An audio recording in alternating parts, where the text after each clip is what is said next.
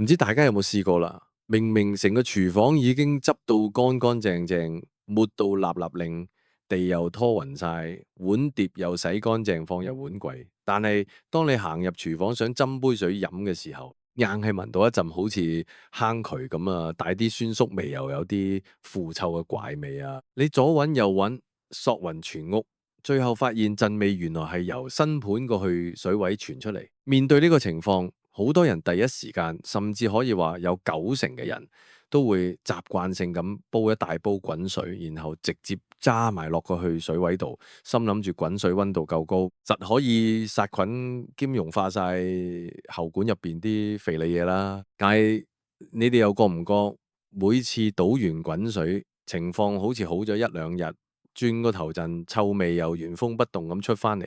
甚至乎有時陣味仲會越搞越臭，越演越烈。其實直接倒滾水落去水位呢，絕對係一個大錯特錯、治標唔治本，甚至會搞禾當攤嘅做法。今日我就要同大家徹底拆解呢個困擾咗無數家庭嘅世紀大難題。只要你跟住我落嚟講嘅方法呢，準備一碗神秘法寶倒落去，我包保你個水槽，就算過一整年都唔會再有任何異味，徹底斬斷細菌嘅溫床。首先，點解我會話倒滾水落新盤去水位係一個好錯嘅做法呢？我哋要從家居喉管嘅材質講起。香港好多樓宇，無論係住咗十幾20年嘅舊樓，定係啱啱入伙冇幾耐嘅新樓，廚房去水喉管絕大部分都係用 PVC 塑膠管。呢啲塑膠管雖然耐腐蝕，但係佢哋嘅耐熱程度係有限嘅。一般嚟講咧，PVC 喉管啦可以承受嘅水溫咧，大約係攝氏60度左右。如果你成日將啱啱煲滾高達攝氏100度嘅滾水直接倒落去，熱脹冷縮嘅物理作用會令到塑膠喉管慢慢變形軟化，日子有功，喉管嘅接駁位咧就會開始老化鬆脫，甚至出現裂痕。到時唔單止係臭味嘅問題，仲會搞到廚房漏水滲水，甚至會浸壞你個廚房地櫃。到時你揾師傅上門大修，真係破財又擋災。我身邊就有個識咗30幾年嘅老友嘅，佢喺2022年嗰陣啱啱搬新屋，就係因為太過貪乾淨，日日倒滾水落新盤，結果住唔夠2年個底喉就爆咗，搞到成個廚房水浸呢，真係得不償失。除咗會整壞喉管之外呢，倒滾水其實亦都解決唔到根本嘅臭味來源啊！我哋廚房星盤日日用嚟洗碗、洗菜、洗肉，不知不覺間會有好多微細嘅廚餘渣仔、油污、洗潔精殘留物沖咗落去水喉。呢啲污糟嘢日積月累，會喺喉管內壁形成一層又厚又慘嘅生物膜。呢層生物膜簡直就係細菌同微生物嘅5星級大酒店。當你倒滾水落去嘅時候，的確咧表面嗰陣油污咧可能會因為高溫而短暫融化，但係當啲熱水流到喉管深處，溫度下降，嗰啲融化咗嘅油污就會重新凝固，甚至會黐得更加實，將原本喺上面嘅污垢推到更深、更難清理嘅位置。而嗰陣難聞嘅臭味，正正就係呢啲細菌分解食物殘渣時所產生嘅氣體，例如硫化氫、氨氣等等。滾水頂多，只能夠燙死表面嗰層細菌，根本清唔走深層嘅生物膜。過兩日細菌繁殖翻，臭味自然又會捲土重來。既然倒滾水唔得，咁到底點樣先可以徹底根除呢股路人嘅坑渠味呢？其實方法非常之簡單，亦都非常之平。材料喺你廚房入邊一定揾得到。我哋唔需要去買嗰啲含有強烈化學成分、刺鼻又傷手嘅通渠水，嗰啲強酸強鹼分分鐘仲快攞穿你條喉。我哋需要嘅就係一碗由梳打粉、粗鹽同埋白醋調配而成嘅天然清潔劑。呢3樣嘢加埋一齊，簡直就係去污除臭嘅黃金組合。等我詳細同大家講解下呢個神奇一碗水應該點樣操作。首先你要確保個新盤去水位冇積水，如果裏邊有啲大機嘅餸菜渣，記得戴翻個手套撩翻出嚟先。跟住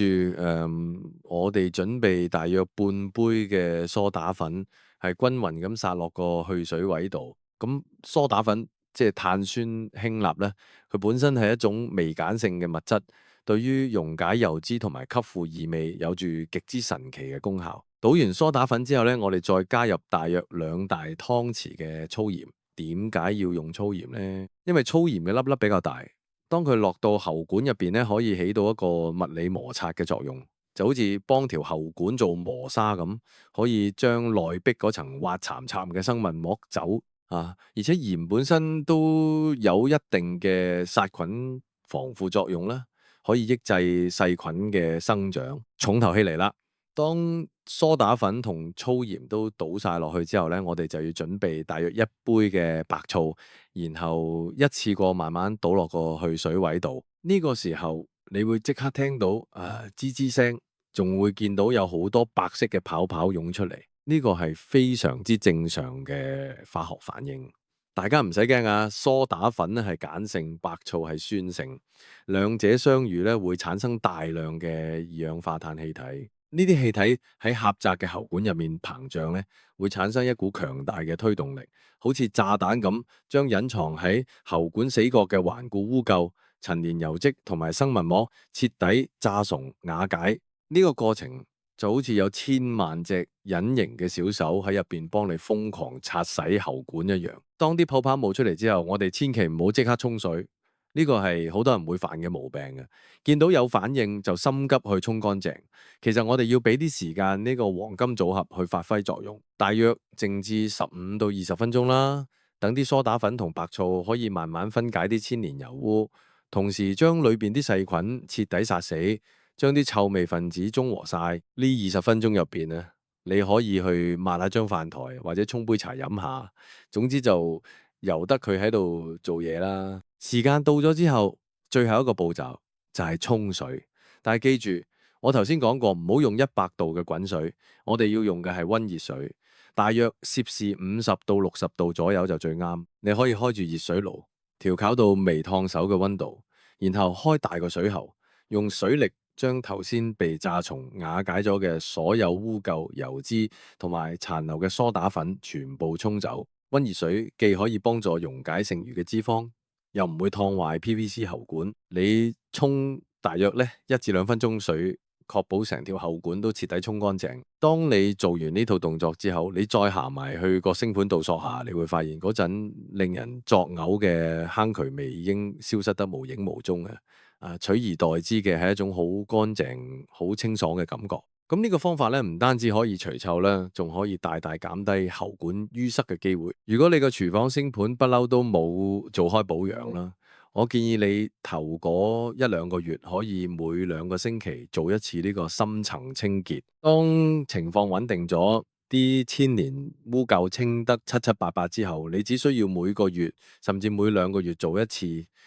當係恆常保養咧，就已經可以確保你個水槽足足1年，甚至幾年都唔會再發出任何臭味。講到呢度，可能會有朋友問：明明我都好勤力咁清潔，點解啲臭味硬係咁容易產生呢？咁其實除咗喉管入邊嘅生物膜之外咧，仲有一個好關鍵，但係成日被大家忽略嘅地方，就係星盤下邊嘅隔氣水樽，或者俗稱嘅 U 型喉。我哋香港嘅喉管設計，無論係廚房定係廁所，去水喉下邊一定會有個彎曲嘅部分。呢個彎曲位嘅作用咧，就係用嚟儲住少量嘅水，形成一個水封。呢個水封就好似一扇隱形嘅門咁，可以阻擋大廈主喉管入邊嘅臭氣、細菌，甚至係曱甴、蚊滋等昆蟲經由去水喉倒灌入翻你屋企。但係問題就出喺呢度，如果你個廚房星盤有幾日冇用啦，例如你同屋企人去咗個短旅行啊，或者你平時好少煮飯啦，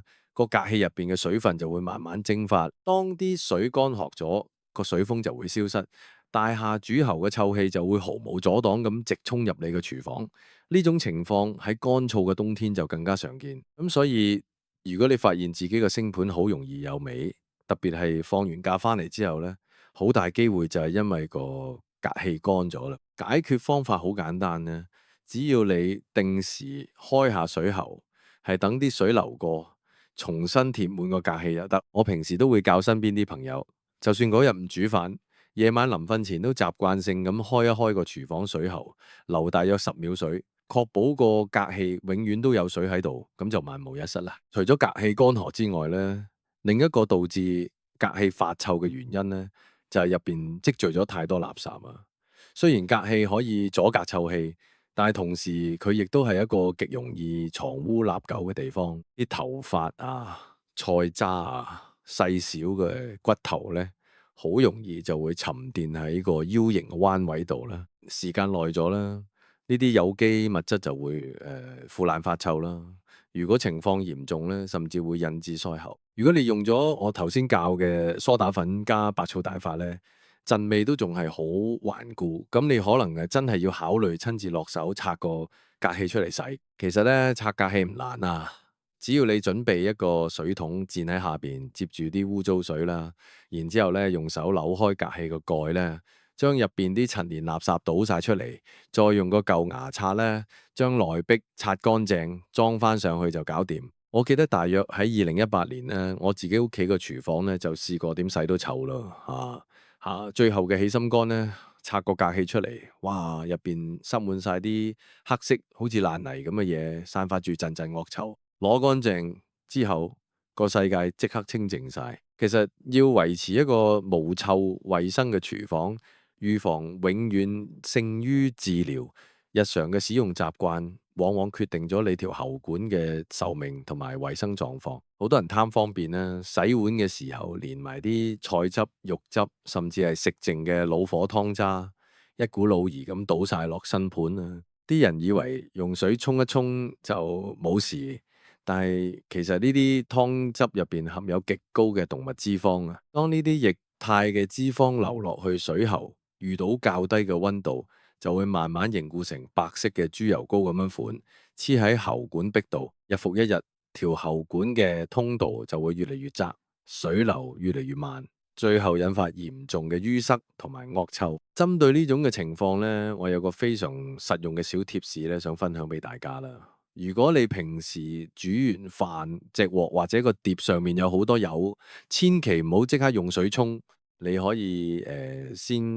即係用廚房嘅紙巾啦，係將表面嗰浸油咧係抹走，然之後將吸滿油嘅紙巾咧當垃圾掉。如果係啲有好多油嘅湯渣咧，建議你先用隔渣網隔起啲渣，掉落垃圾桶，然後將啲油湯攤凍。等表面啲油凝固咗之後，撇走佢，剩低嘅水先至倒落新盤。你可能會覺得咁樣做少少麻煩，但係比起將來你要面對發出惡臭嘅坑渠，甚至要俾幾千蚊請通渠佬上門，呢啲少少嘅步驟絕對係值得嘅。我識得一位長輩，佢而家都70幾歲啦，佢由後生嗰陣就堅持呢個做法。佢屋企個廚房新盤用咗差唔多20年，從來都未塞過。亦都未試過有怪味，真係不得不佩服老人家嘅智慧啊！另外，買一個高質量嘅新盤隔渣網，亦都係非常之重要。好多跟機送嗰啲隔渣網，啲窿太大，根本隔唔到細微嘅菜渣同埋飯粒。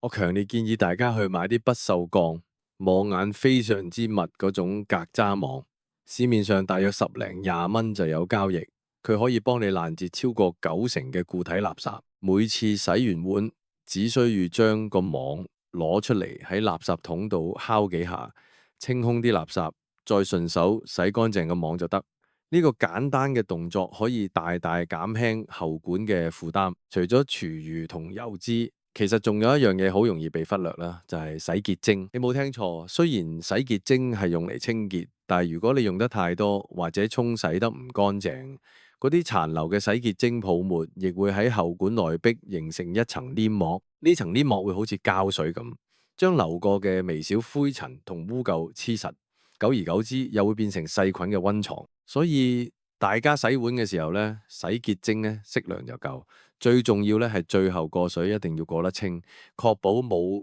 殘留嘅泡泡流落去。講到清潔水槽，好多人亦都會忽略咗水槽邊緣同埋去水位個膠電圈嗰個位，因為成日處於潮濕狀態，加上有矽膠封邊，咁好容易會滋生黑色嘅毛菌。呢啲霉菌唔單止會影響外觀，仲會散發出一陣陣難聞嘅躝味。要對付呢啲黑霉，你可以用化妝棉或者廚房紙沾滿少少漂白水，然後敷喺發毛嘅位置上邊，靜置大約2、3個鐘，甚至乎敷過夜。第二朝一撕開張紙，你會發現啲黑霉全部消失晒，變翻白雪雪。不過記住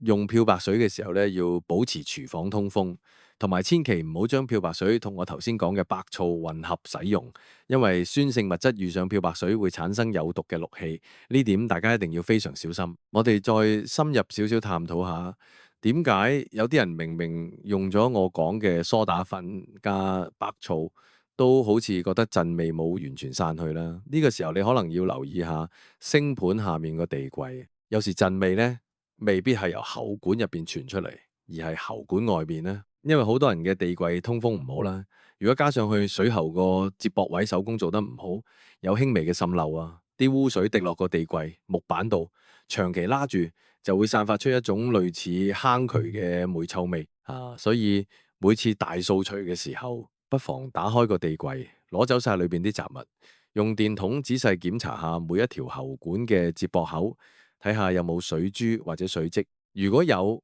可能要買啲防水膠布自己包紮下，或者索性揾師傅換過條喉。同時，你可以喺地櫃入邊放幾盒吸濕劑或者竹炭包，保持環境乾爽，咁就可以大大減低異味產生嘅機會。其實打理一頭家真係唔容易，廚房更加係全屋嘅重災區。我哋每日咧喺入邊煮早午晚三餐，製造出嚟嘅油煙、廚餘、污水，如果唔好好處理咧，真係會引發好多衛生問題。但係只要我哋掌握到正確嘅方法，明白背後嘅科學原理，好多看似棘手嘅難題都可以迎刃而解。就好似今日講嘅水槽臭味咁，由一開始大家都以為倒滾水係萬能，到而家明白倒滾水係慢性謀殺緊條喉管。由盲目去買化學通渠水，到識得利用廚房入邊最天然、最平嘅梳打粉同埋醋。咁呢個過程其實就係一種生活智慧嘅累積。